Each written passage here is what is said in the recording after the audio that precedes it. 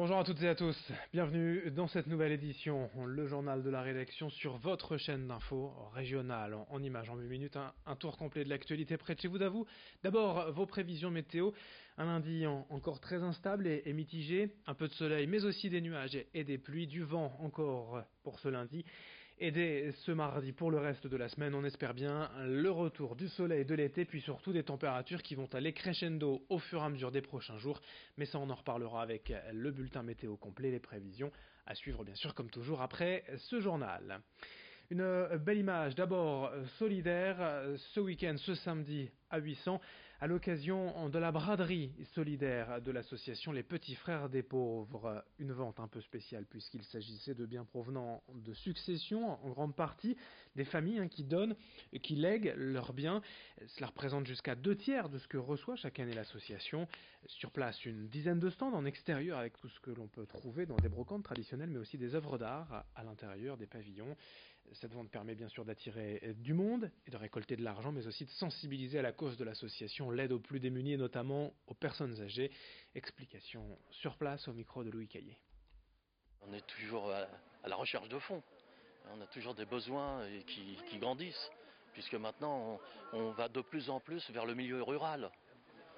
Donc on a des nouvelles pauvretés dans le milieu rural, des gens plus isolés, de plus en plus isolés, ce qui n'était pas le cas il y a encore 40 ou 50 ans, c'était des gens qui vivaient en famille.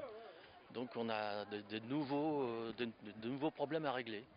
Donc on est toujours à la recherche de bénévoles, surtout dans les milieux ruraux, où on a besoin de bénévoles qui soient autonomes, avec des véhicules, etc. Et autre actualité en 2 semaines, tout pile la rentrée pour les écoliers, mais aussi certains étudiants déjà. Et si ce n'est pas encore fait, il est plus que jamais temps de trouver un logement. En effet, la fin du mois d'août est souvent une période compliquée pour la location des petites surfaces, les studios ou les terrains bien placés et pour pas cher. Eh bien, de nombreuses personnes sont à la recherche de cette perle rare. À Lambersart, près de Lille, l'agence Le Duc Immobilier reçoit actuellement de plus en plus de demandes. Et il y a quelques erreurs à ne pas commettre afin d'éviter les arnaques pour être le dossier qui sera choisi. Si un appartement vous plaît, écoutez les conseils de cet agent pour trouver plus facilement le bon appartement au micro d'Alexis Tessier. Mon premier conseil pour les retardataires, c'est dès aujourd'hui démarrer les recherches de logement. Pourquoi ? Puisque fin août, la demande est supérieure à l'offre et donc ça devient de plus en plus compliqué. Ensuite, pour bien optimiser sa recherche, il faut identifier ses critères. Le premier critère, évidemment, c'est le budget qu'on souhaite allouer à son logement, donc le loyer qu'on ne souhaite pas dépasser. Ensuite, le nombre de pièces qu'on souhaite avoir dans son logement. Ensuite, il y a l'emplacement. Est-ce qu'on veut être proche de l'école, proche du centre-ville ? Est-ce qu'on souhaite également un logement meublé ou non meublé ?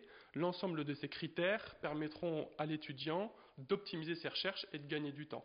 Mon deuxième conseil, c'est lorsqu'on a identifié le logement adapté à ses besoins et qu'on fait les premières visites, il faut vous munir de votre dossier complet dès la première visite.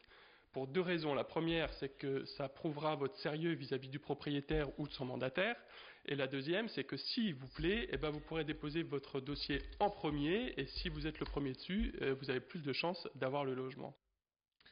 Autre actualité, il y a presque un an, à l'automne 2018, souvenez-vous, la sécheresse avait causé d'importants dégâts dans certaines habitations.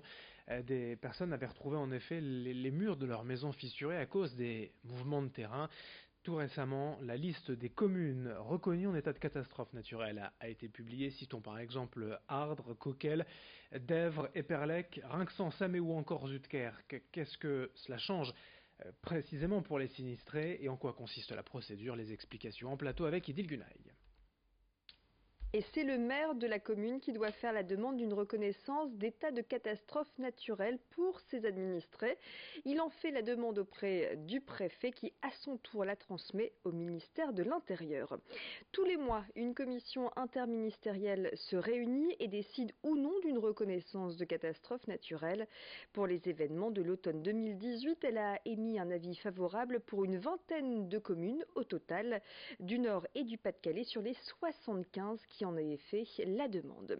Alors qu'est-ce que ça change pour les habitants impactés par la sécheresse dont les logements se sont fissurés? Eh bien, ils vont pouvoir être indemnisés par leur assurance. Dès lors que le journal officiel publie la liste des villes reconnues en état de catastrophe naturelle, eh bien, ils ont 10 jours pour se manifester auprès de leur assureur. Ils vont recevoir la visite d'un expert qui va évaluer les dégâts. L'assureur disposera alors d'un délai obligatoire de 3 mois pour indemniser les personnes sinistrées à compter de la date de remise de l'état estimatif des dommages et des pertes subies. Alors forcément, en cette période de grandes vacances, pas toujours facile pour les sinistrés de faire leur démarche dans les délais. Certains sont absents. Eh bien, sachez qu'il est possible de faire une déclaration tardive en s'adressant notamment à l'Association nationale des assurés sinistrés sécheresse. Elle vous apportera tous les conseils et toutes les infos. Les coordonnées s'affichent sur votre écran et vous les retrouvez également sur notre site internet grandlille.tv. Et puis pour finir, un autre sujet d'actualité, ou presque, un conflit insolite autour d'une simple climatisation à Lille, au pied de la résidence Lidéric, rue Gambetta. Il y a une crèche au rez-de-chaussée. Le propriétaire du local a fait installer il y a 2 ans une climatisation pensant au bien-être des enfants. À l'époque, son épouse affirme avoir eu l'accord verbal du syndic de copropriété pour installer cette clim, mais aucune preuve écrite forcément de cet accord verbal n'existe. Et quelques mois plus tard, eh bien, le propriétaire a reçu une lettre d'huissier de mise en demeure car les travaux ont été faits sans l'accord du syndic. Depuis, les deux parties s'affrontent.